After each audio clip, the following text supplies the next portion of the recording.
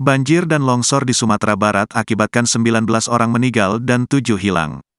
Bencana banjir dan tanah longsor di Sumatera Barat mengakibatkan belasan orang meninggal. Di samping itu, sejumlah orang masih hilang gara-gara banjir dan tanah longsor yang terjadi di Sumatera Barat. Terdata puluhan ribu jiwa mengungsi demi menyelamatkan diri dari bencana alam di Sumatera Barat itu. Badan Nasional Penanggulangan Bencana, BNPB, lantas merinci jumlah korban banjir dan longsor wilayah Sumatera Barat ini. Sebanyak 19 orang tewas dan 7 masih hilang akibat banjir dan longsor itu yang terdata sejak kejadian, Kamis, tanggal 7 Maret tahun 2024. Berdasarkan informasi, di wilayah Kota Padang sebanyak 10.150 kepala keluarga, KK, atau 35.299 jiwa terdampak. Kabupaten Pesisir Selatan sebanyak 16 jiwa meninggal, 7 jiwa hilang, dan 25.794 KK terdampak banjir.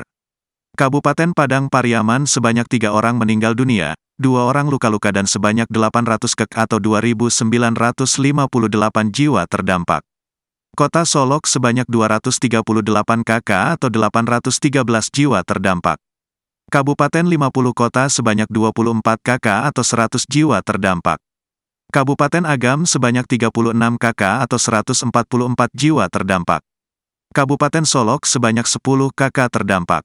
Kabupaten Pasaman Barat sebanyak 31 KK terdampak, dan Kabupaten Pasaman sebanyak 191 KK terdampak. Dampak kejadian banjir dan longsor memaksa warga untuk mengungsi, kata Kapusdatin BNPB Abdul Muhari, Minggu, tanggal 10 Maret tahun 2024.